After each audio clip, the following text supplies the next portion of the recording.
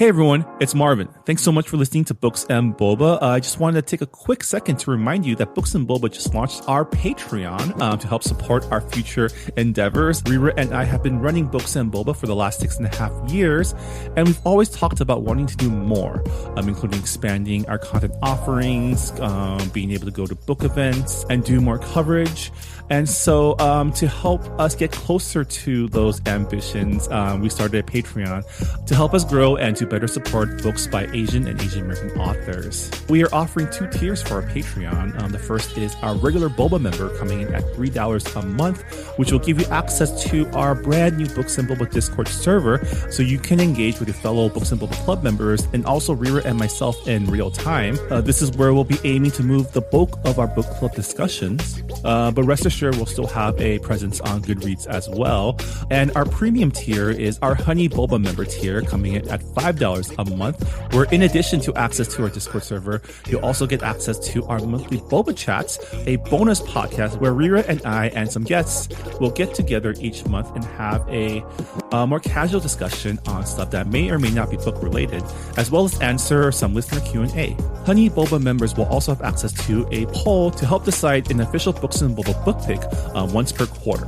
So if any of that sounds interesting to you, support Books and Boba on Patreon by going to patreon.com/booksandboba. As always, Rira and I really appreciate your support.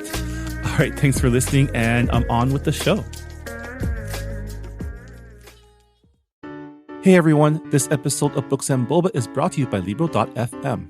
As you know, we at Books and Boba are strong proponents of supporting your local independent bookstores, but unfortunately, due to obvious reasons, it's been hard to get out lately. That's where Libro.fm comes in.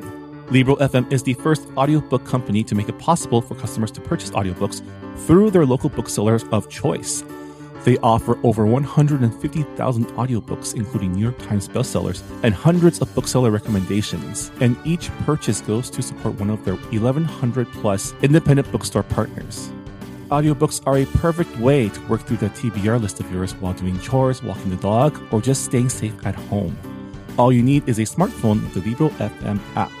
Listeners of Books and Boba can get a 2-month audiobook membership for the price of one by going to Libro.fm, that's Libro.fm, and enter the code BooksandBoba. With each listen, you can take pride in knowing that you're supporting your local bookstore as well as Books and Boba. Again, to access your 2-for-1 promo deal, go to Libro.fm and enter the code BooksandBoba. And now to our show. You're listening to Whoa! Potluck.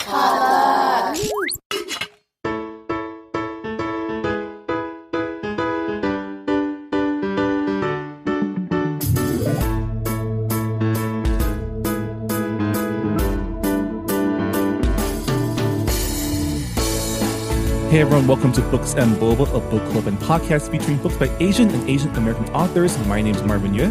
And I'm Rira Yu.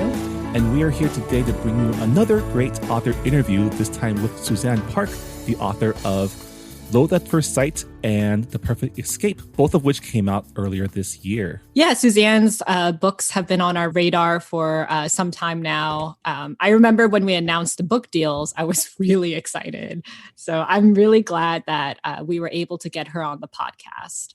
Yeah, we talk a lot about her journey as an author, as well as her latest book that just came out this month, Loathe at First Sight, which is an adult rom-com that takes place in a toxic workplace, otherwise known as the video game industry. So needless to say, as gamers ourselves, we had a lot in common with, we had a lot of touch points with this story, as well as with the character, the main character, Melody. The amount of times that we have talked about games in this podcast, we could probably start another podcast about video games. So yeah, this was definitely up our alley. That could be bonus content if we ever launch our Patreon or Kickstarter. If you want it, we will deliver. Rira and Marvin plays video games. We'll probably play, I mean, technically, since we're a book club for stories by Asian American authors, I would say we can probably start a visual novel book club or something, huh? Probably could. I play a lot of those. It's probably like my genre of games that I play the most. Well, hey, everything is possible since we're entering our fourth year or fifth year? How many years have we been a book club now? It's going to be our fourth year next month. Wow, time really flies, especially since I guess at this point, a good chunk of that has been during COVID times. But yeah, we had a really great chat with Suzanne Park. And without further ado, let's get right into it. Here is our interview with author Suzanne Park.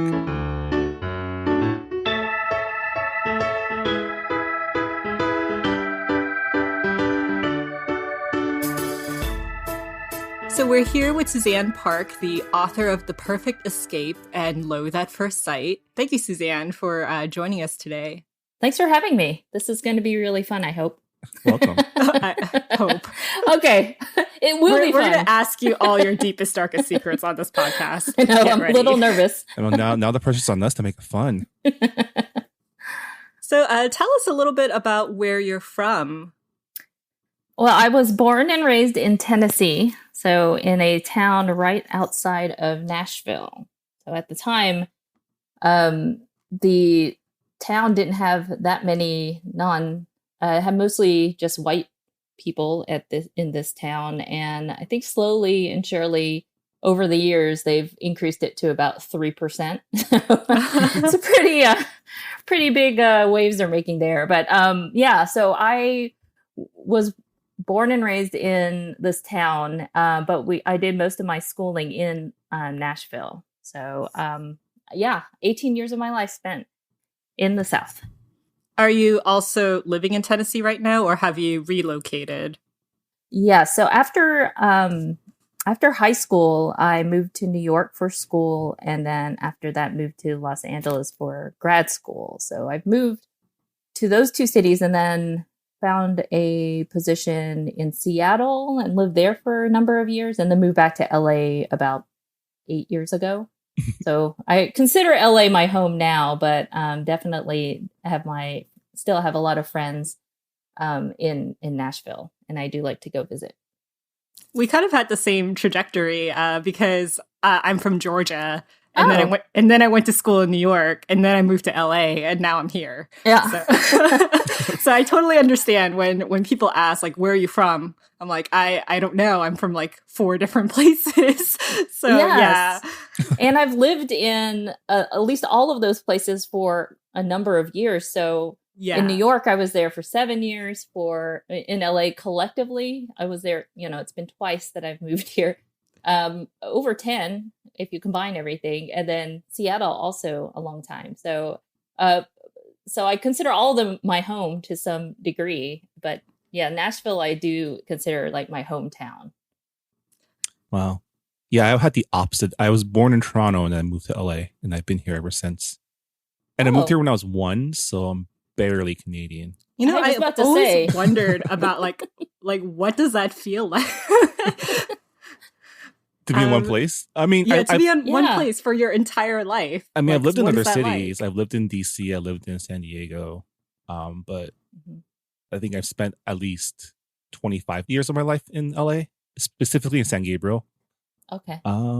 Surrounded by Asians all the right. time. Yeah. I was about to say, that feels very different than Georgia and Tennessee. Yeah. Is there anything about Tennessee that you miss? I miss the food. Oh, yeah. Southern food. You can't beat that. It's true. And even when in LA, you really can't find good Southern food. I mean, you find food that is like Southern adjacent, but it's not the meat and threes, and it's not the, just the type of food they have there is just heartier, and it tastes homemade, I guess. And I just really appreciate that kind of food. So when I go back home, I love just eating Southern food like shrimp and grits and whatever. Just put it all on my plate. Biscuits, gravy. Yeah, I feel like in LA you get a lot of fancy chefs making Southern food. Yes, that's right. I mean, collard greens are not too fancy, and yet somehow they add all these ingredients that make it almost too fancy. And I'm like, it's turnip greens. Like, it shouldn't have all these. It shouldn't have like 18 ingredients in it. But somehow, that's the LA way of doing it, and it's also, very organic and barely. Yeah. It's sometimes raw when you eat it here. Yeah. So both of your books are set in Seattle. And you said that you're now in LA. Do you plan to write a book set in LA anytime soon? One of my books, the one I'm writing for release next year, it's the young adult book coming out in June 2021. That one is partly in LA, and that book is about a social media addicted teenager who is shipped off by her parents to go to digital detox camp in Iowa. So, wow. So the beginning part is in LA, and you have a little bit of LA, just some discussions about just the environment there, and then when she's shipped off, you can see the contrast of it. So partly, I guess, LA based, and that's been a lot of fun to write because it really, I've had the opportunity to write about both what I know about LA and love about LA, but then also go with the stark contrast of her being in this detox camp that's on a farm and harkening sounds back to really fun. Yeah, those days of the smaller town feel. So I've enjoyed that one a lot. Yeah, I gotta say your stories are all a interesting mix of like pop culture and like traditional I guess genres and tropes. Has writing always been your thing? Like, no, how was your journey to becoming like a published writer? Well, right after college, I knew that I needed, well, first of all, my parents really wanted me to have a job with health insurance. So that was one thing that I knew I had to do. But as a hobby, I knew I had always wanted to be a humor writer or a comedic writer, but I didn't know what that meant. So the first thing I did was kind of research, Googling, whatever, to see what my opportunities were.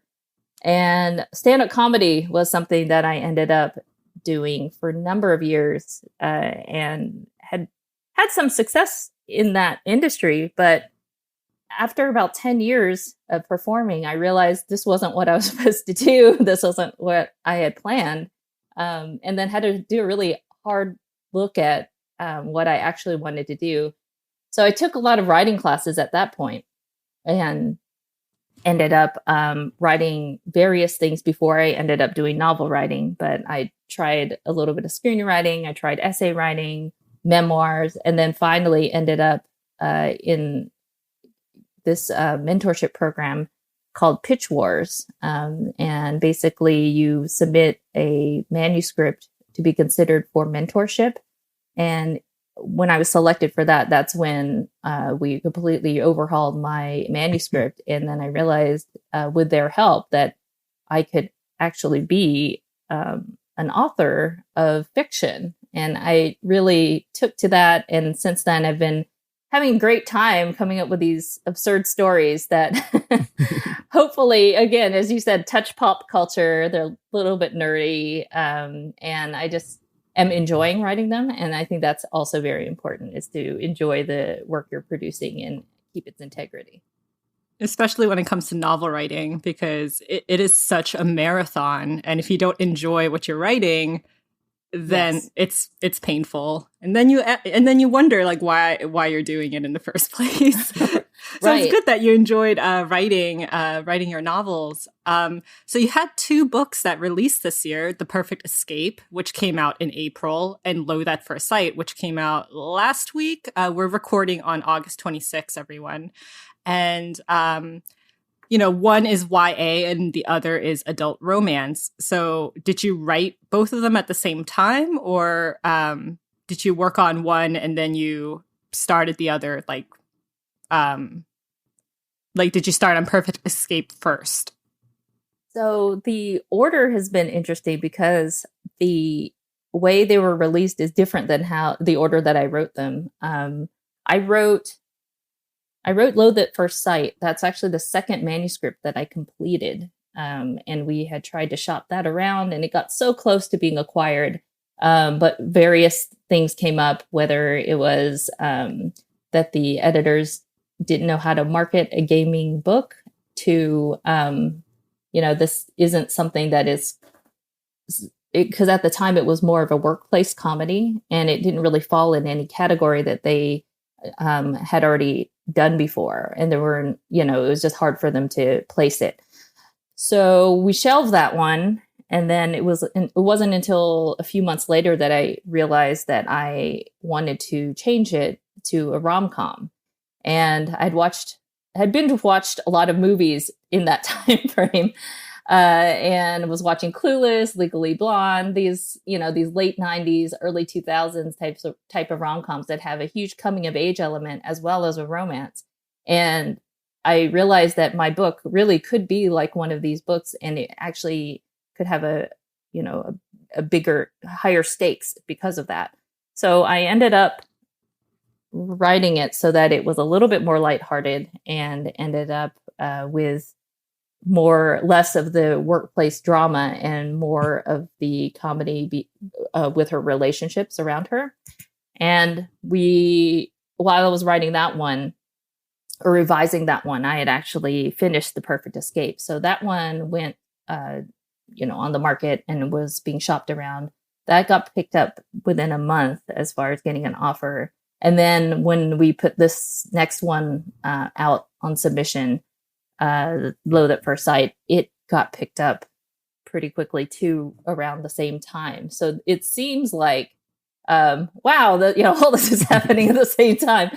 But actually, Loathe at First Sight's first finished, completed manuscript was 2 years before Perfect Escape. It's just that the timing is so strange in publishing sometimes that it does look like all of a sudden all these things happen, but it was actually a very slow journey to get to publication at the start. You mean you're not a writing superwoman who wrote 2 books in 1 year?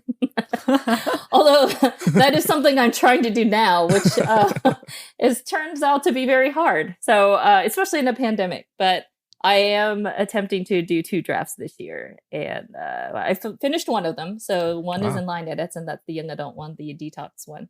The next book is due in a few months, and that one is the adult rom-com that I'm writing now. Cool. Well, speaking of your newest book, can you give our readers a sense of what Loathe at First Sight is about? Sure. Loathe at First Sight is a workplace romantic comedy set in the male-dominated video game industry. And it follows Melody Ju. She's a Korean-American video game producer, and she's tasked with releasing a controversial video game, all while being antagonized by everyone around her, especially the new MBA intern who happens to be the CEO's nephew. So I know you probably wrote this a few years ago, but it seems really timely that it comes out now, especially in the midst of so much reckoning in the video games industry. I know recently, like Ubisoft's creative director did step down for exactly the stuff that you cover in your book. Is that from research, or is that from just understanding the world as a woman in the male-dominated industry? It's a little of both. I had done a ton of research around the video game industry about 4 years ago. I have this thing where when I really think something is interesting, I tend to, dive deep into whatever topic that is. And I wanted to write about the video game industry at first because I thought it would be, first of all, not that many people have written about it in contemporary fiction, but I also thought it would be kind of a fun work environment, because again, a lot of my friends had gone to these big conventions and come back with swag and all these things. And I was thinking, wow, that would be a really interesting work environment. And I had worked in tech, and I should have known better that, things aren't always what they seem from the inside to the outside. But as soon as I started thinking, researching this industry, and I had talked to people and had one-on-one interviews that were both male and female in the industry, went to gaming panels. I read a lot of books, a lot of articles, and after even just scratching the surface, I knew that this was just not a good, healthy work environment. There's a lot of aggression, microaggressions, macroaggressions, sexism, racism. The misogynistic game culture is just very, it's alarming that not much has changed over the years. Marvin, as you mentioned, that it's right now they're going through reckoning. I don't know how the timing of the book coming out and the reckoning happening now happened, but it is very timely in that there's a lot of women who have come forward and expressed all the things that happened to them. And now things are happening in that there are more investigations happening at companies, people being removed from public prominent positions, and things seem to be changing. But I guess we'll know for sure in a few weeks to months whether any of this is actually making a difference.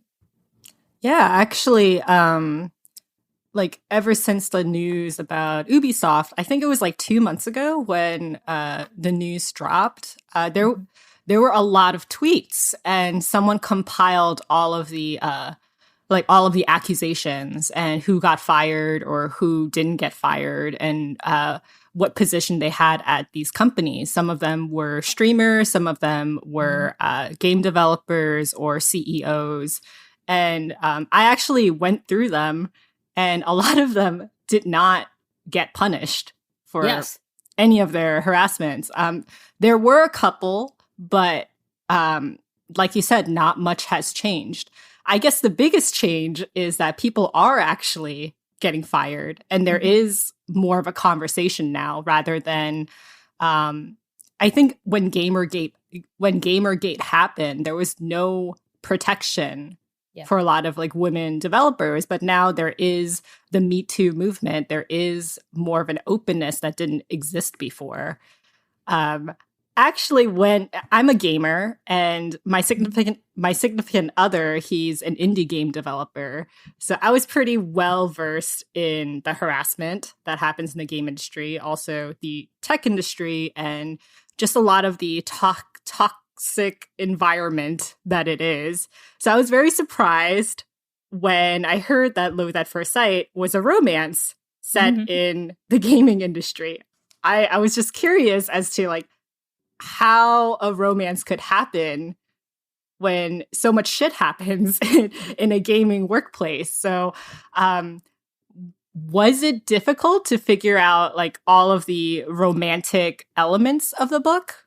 Yes, it was, because there's two factors that were challenging. One is to make this a comedy so that people would, find it amusing and lighthearted enough to read during the summer when this came out. And by doing that, I had to keep a balance between the comedy and the seriousness of the topics that I was bringing up, that the workplace environment, it being a workplace comedy, it being a misogynistic culture, that I didn't take away from that just for the sake of humor. So I had to really think hard about how to make sure that that integrity was still there, but bringing humor to Melody's life in a different way. And so with that, you see her reactions to some of the absurd, wild things that happen to her in the workplace. Some of them offensive, some of them are just, you just roll your eyes because they're just horrifying. But comic relief through her parents and through her coworker romance was important to make sure that I got that right. The other thing is that because at the company there was a huge emphasis, whether it was perceived or with her office mate making a big deal out of it being forbidden to, you could get fired if you have any sort of romance in the office. She really had to keep that line drawn, even though at times when he was working with her as her intern, an MBA intern, who happened to be actually a little older than her, she had to make sure that she didn't cross that line. So toward the end of the story, you see that finally things can happen between them. And then, of course, more things come between them as things become easier in some ways, they are difficult in others. So I think overall it was just to make sure that I got the balance of everything right so that Melody could win at work and in love at the end. What kind of dates do you think Melody and Nolan would have gone on if, they could cross that line? I mean, I know they had a date at PF Chang's, but that's really not that's not really an ideal date for an Asian woman. Right. Yes, and she does mention that reasoning for that as well. I know. I've always thought it would be funny to have an Asian person have a date at PF Chang's, and I got my dream came true by being able to write about it. I think because they're in Seattle, there's a few things that they would do. One would probably be, they would probably go to Pike Place Market, and there's this place that has these donuts. They're homemade, and they fry them up, and then they dump them in a bag full of powdered sugar. And I could see them doing something, something like that, but not sharing the actual donut bag, having their own, because I think they would have different tastes. The other thing I think, because he lives in the Green Lake area, would be to convince her to go on a walk or a brief run around the lake, but only once, because she's not much of an exercise person. So I think it would be those types of dates, these little small fun dates where you get to spend a lot of time with a person, and it's just a little thing you do, but it means a lot more to the person. So you mentioned the comedy coming from Melody's parents, and I think your portrayal of the passive aggression of Asian parents was spot on. Were they by chance based on your own personal experiences, or? Yes, to some degree.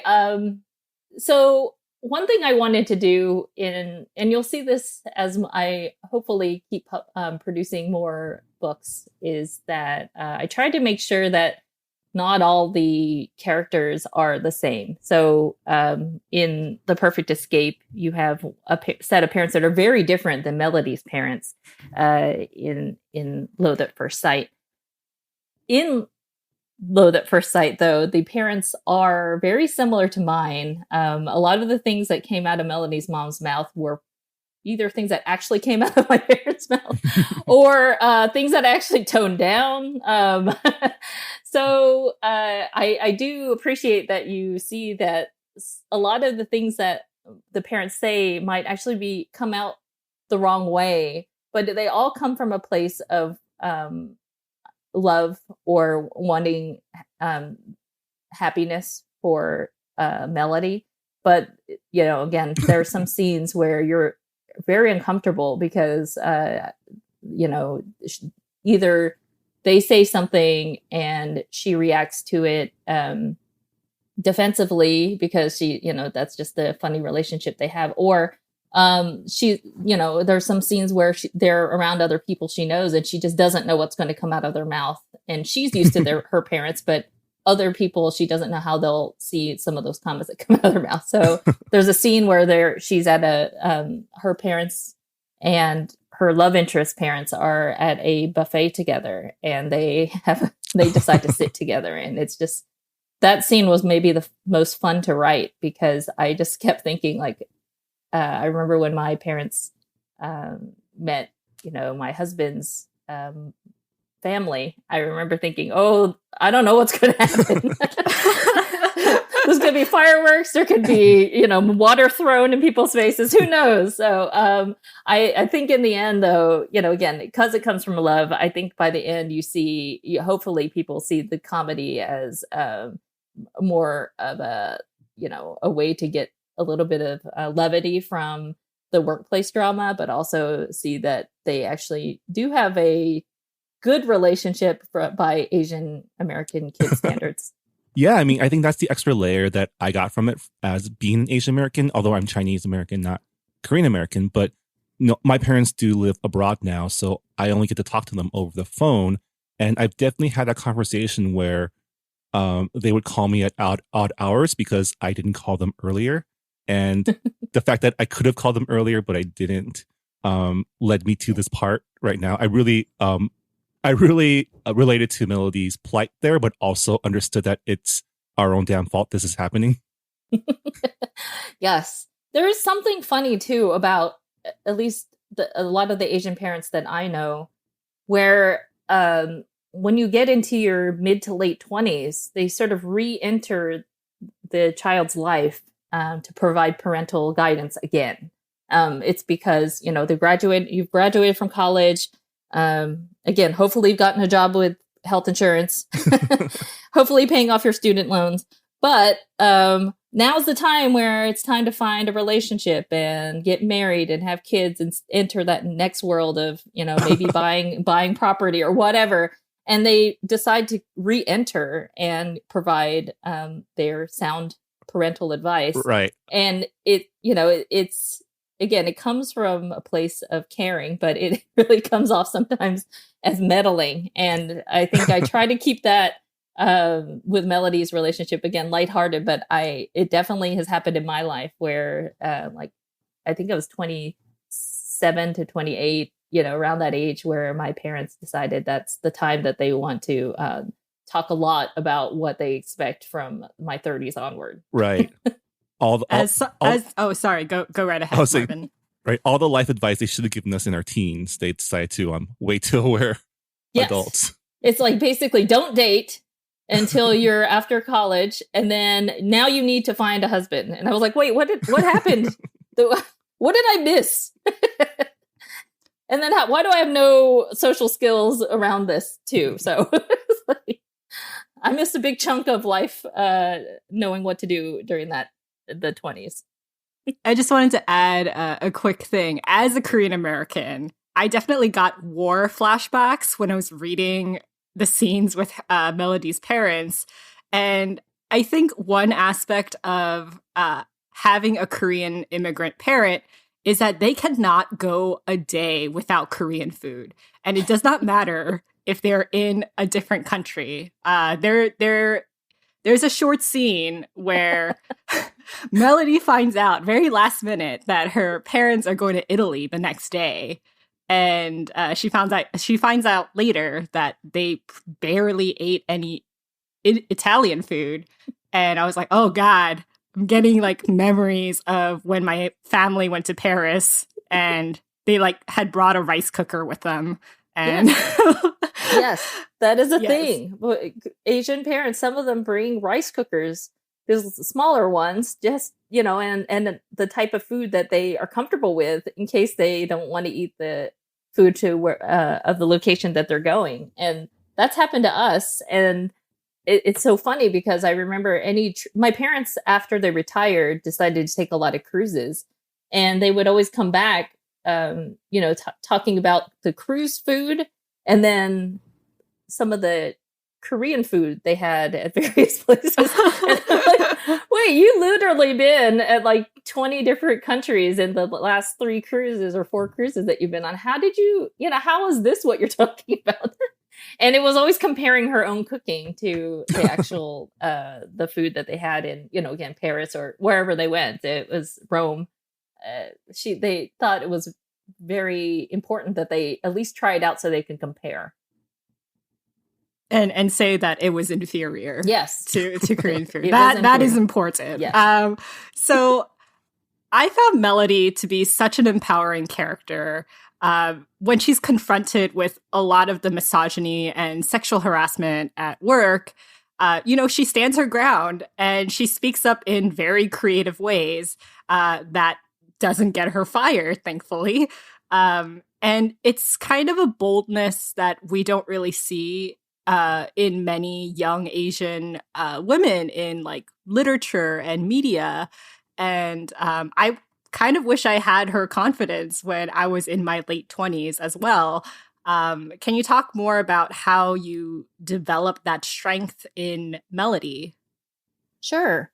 The point I wanted to make in this book is that in the gaming industry, women have to work so much harder in that game culture to prove themselves. And so I knew I knew Melody as a character would be the type of person who's strong and smart and had trouble asking for help and support because she was such a self-starting, independent person. And so throughout the story, she has to learn that at least in this company and in this environment, she will need to figure out how to reach out to people and in a teamwork environment, figure out how to release this game with other people's input and other people's help.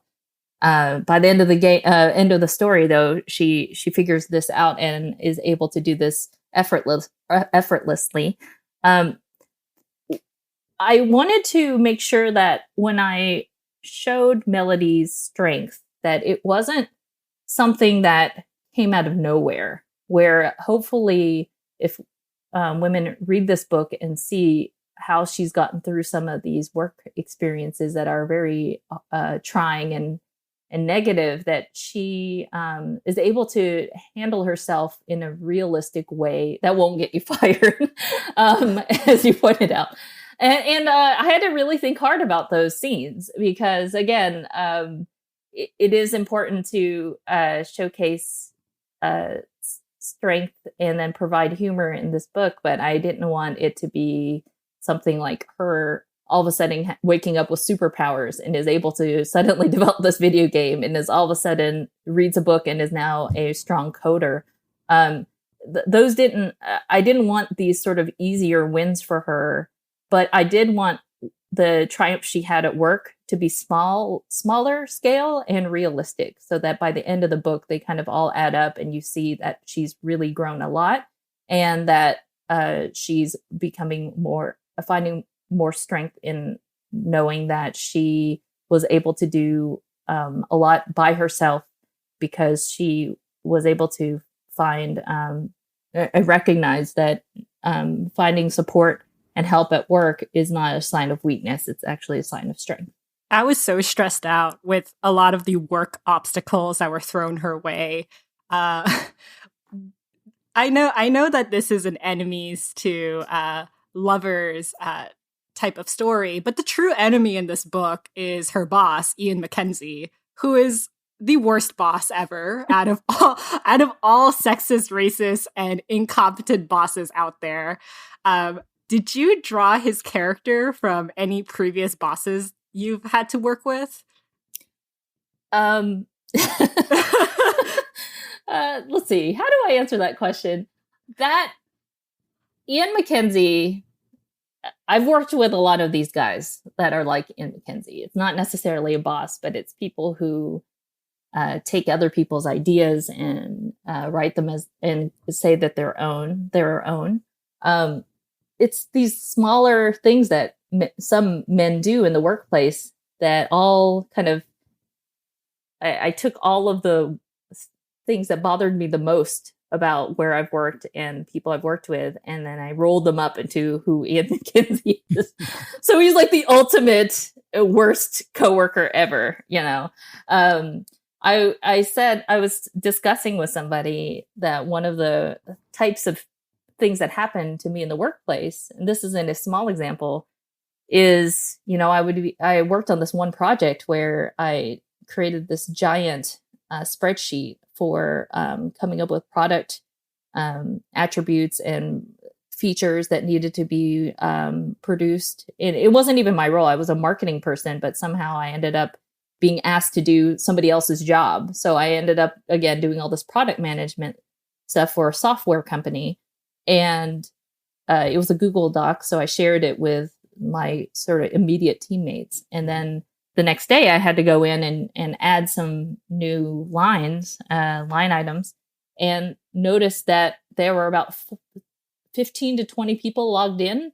And then when I scrolled over the little icons, they were very senior people. It was like the CEO, the COO.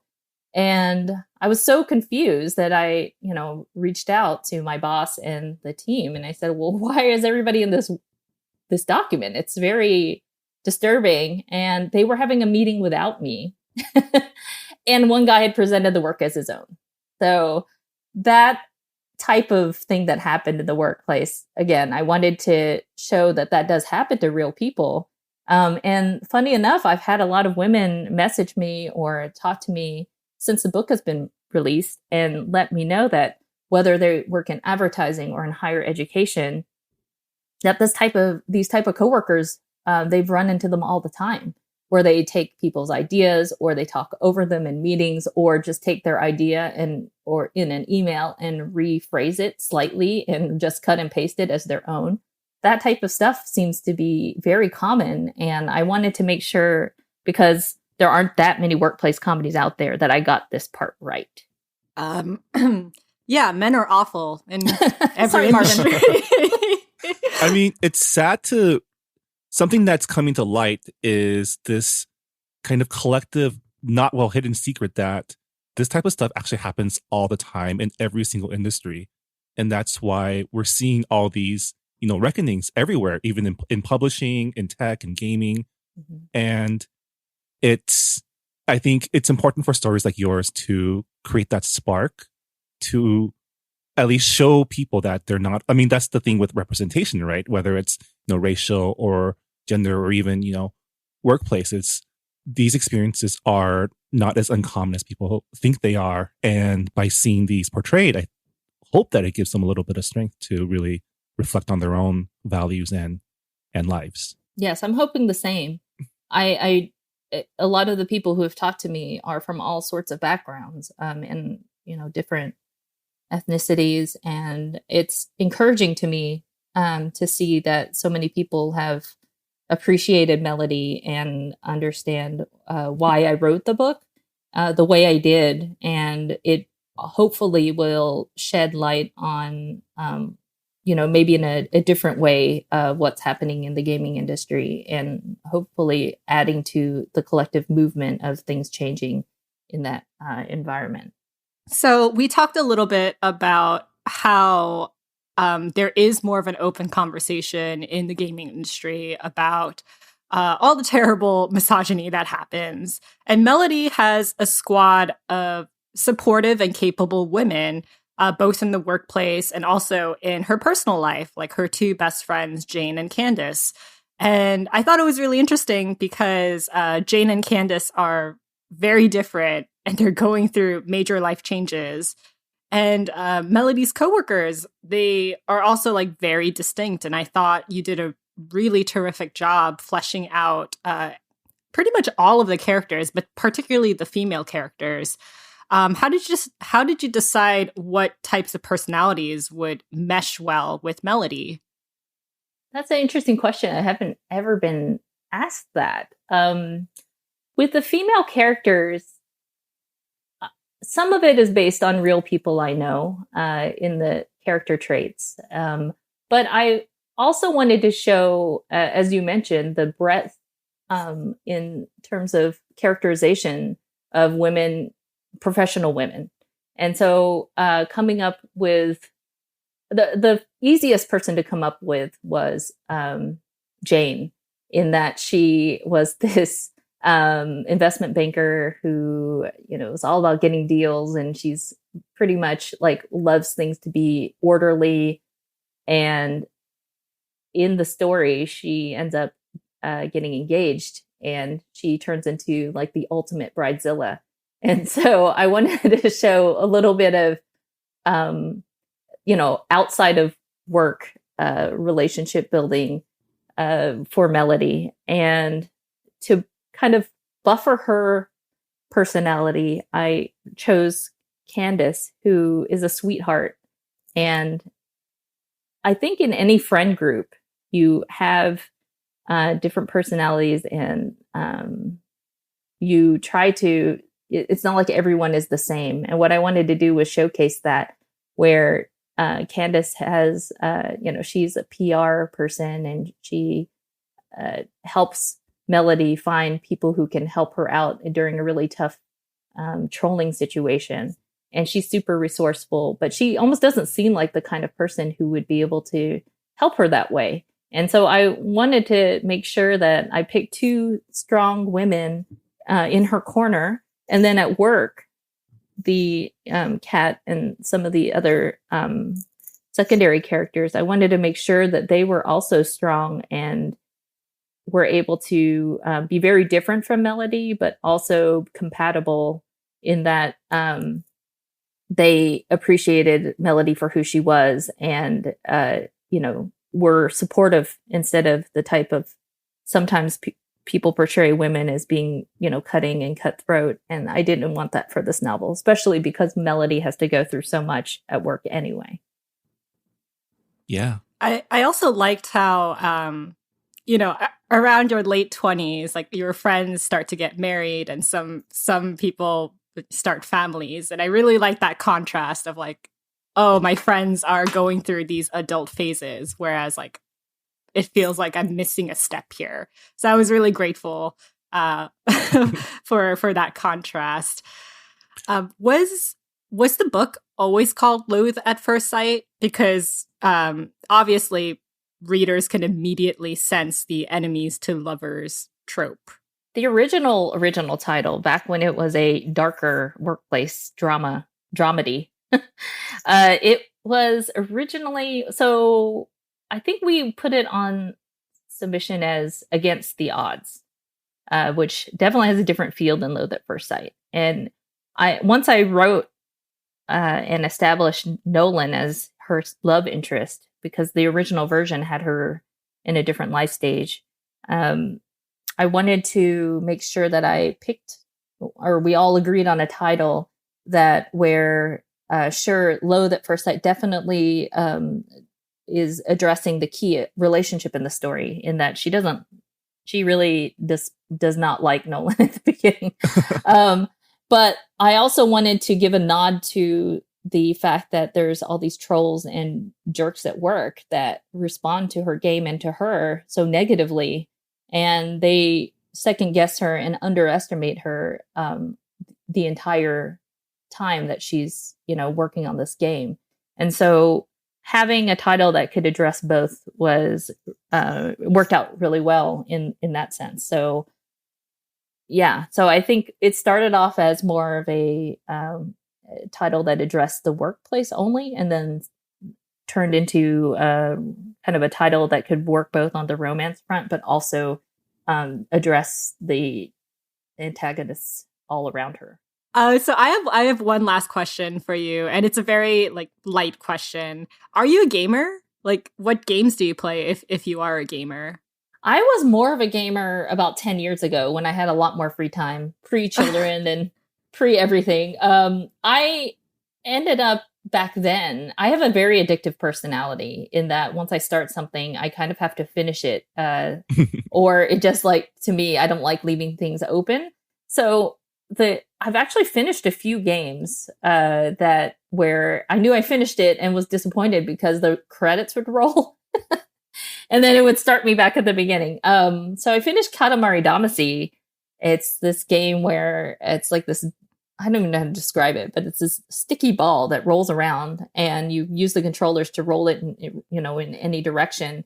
And it picks up things and you start off in a room with thumbtacks and, erasers and small things around a room dropped on the floor. And then by the last stage, the last level, you're rolling up an entire city. And so you're your ball is picking up buildings and ships and vessels and trains and whatever, and ends up the entire planet. And so when I did that and finished and the credits rolled, I was like, oh geez, now I know I did this an entire weekend. I need to not be this person. So I've had to really think hard about not playing as many games, because I know that that's how I am. So since then, though, fast forward to current day, I've been mostly playing on the Switch. And the games I've been most, I guess, right now playing the most has been Ring Fit Adventure. Oh, same here. Yeah, because I think it serves a couple purposes. One is I'm not doing the binging, because it's it wears you out. So I'm to continue playing, I have to do exercise. No, thank you. But also it's, it's a good way to be indoors and still moving around, especially in this time. So it's worked out really well for what I need it for. And it's fun to play, a lot of fun. And my daughter plays it too. The other thing that I play with her is Arms. I don't know if you guys know that game. Oh, yeah. Yeah, the punching game, the stretchy arm punching game. And I'm not particularly good at it, but I think because at the end, when I'm about to die, I just start mashing buttons and sometimes wins. my daughter just is driven crazy, and she's like, "You don't have any strategy. You don't know what you're doing." I was like, I know, but sometimes you just have to try Hail Mary at the end. And so that's been fun. Those 2 games I've been playing a lot with her, and it's worked out well. On my phone, though, I've also tried not to take off a lot of games, because I was playing, all the ones that you, what is it? Pokemon Go. I have a large number of Pokemon in my Pokedex. And then a Donut Country was also this one that I was addicted to for a long time. Where Oh my God, it's so relaxing, isn't it? Yes. Things just falling to a giant hole. It's just in the hole getting bigger. And yeah, it's just really relaxing, and it's easy to kind of fall into that and not really stress out about like any time pressure. You're just kind of trying stuff out and see what fits in the hole, and there you go. And my daughter likes that one too, so I kept that on my phone. But that's the only thing I have on my phone right now. It's funny how you mentioned Katamari Damacy, because my partner and I have joked to our family that actually it's not really a joke. We kind of want to do it. But if we get married, we want our first dance song to be one of the songs from Katamari. I love that soundtrack. One of my friends, it's so good. Yes, he came and he visited it again during this time where I was obsessed with it. And I got him addicted to it as well. And then he told me he bought the soundtrack, and I was like, "You can buy the soundtrack." And so then I bought the soundtrack. So yes, it's really great. I love it. And that would be awesome. I would love to see somebody have a first dance to any of the music from Katamari. So we're at the end. Marvin, do you have anything you want to add? No, I mean, thank you so much for joining us and talking about your book and your journey. If people want to find out more about you and your writing, where can they go? Sure. I'm on Instagram and Twitter at Suzanne Park, SUZANNEPARK. On Facebook, I'm Suzanne Park Comedy, and I think it's Suzanne Park Comedy. And my website is SuzannePark.com. Great. And Suzanne's books are Loathe at First Sight and The Perfect Escape, both out now at booksellers everywhere. So please check them out. Suzanne, thank you so much for talking with us. It was a lot of fun. Thank you. This was so much fun. I really had a good time. And that was Suzanne Park, the author of Loathe at First Sight and The Perfect Escape. Rira, that was a lot of fun. I'm really glad we were able to chat with her. Yeah, definitely. I think our talk just went everywhere. That's how it is when you're having a lot of fun in interviews. You kind of gab away. So I'm really glad that we had Suzanne on the podcast, and I hope you guys enjoyed our conversation, as well as our very nerdy moments in this podcast. Yeah, thank you so much to Suzanne for joining us. A quick reminder that this month's Books and Boba Book Club pick for August 2020 is The Empress of Salt and Fortune by Ni Vo. We'll be releasing our discussion of that book next week. So please check that out if you are reading along with us. And with that, that'll also do it for this episode of Books and Boba. Thank you so much for listening. A quick request, if you did enjoy this episode and our podcast, to please give us a rating review on iTunes or wherever you can rate our podcast. We don't ask that often, but we still very much appreciate any support you all can give us. Yeah, definitely. And for those of you who have already finished our August book club pick, our September book club pick is Minor Feelings, an Asian American Reckoning by Kathy Park Hong. Yeah, it's been a while since we read one of these, essay collections, right? Yeah, it's been a while since we've read a nonfiction title. I mean, Maxine Hong's book was a memoir, but I guess that but it was like counts. Yeah, I guess that technically counts, but it feels like we haven't read a nonfiction title in a really long time. Yeah, I've heard a lot about this book, so I'm looking forward to reading it. And yeah, looking forward to discussing it with all of you. So Thanks so much for listening to Books and Boba. We'll see you next time. Bye, everyone. Bye.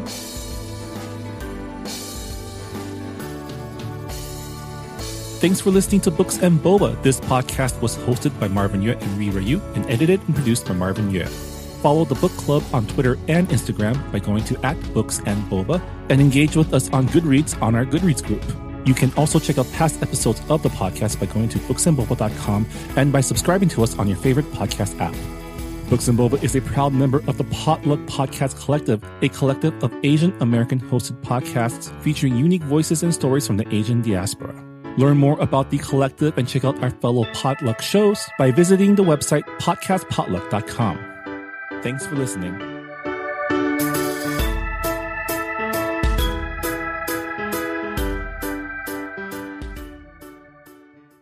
Hey Brian, did you go to Saturday school as a kid? I sure did. Did you? Totally. Well, at our podcast, Saturday School, we don't teach a language, but we pass along the culture that we do know. And that's Asian American pop culture. Ada's a journalist, and I'm a professor and film festival programmer. We've watched a lot of great Asian American movies, and we want you to watch them too. Come listen to us as we look back at the pioneering films that have led us to today.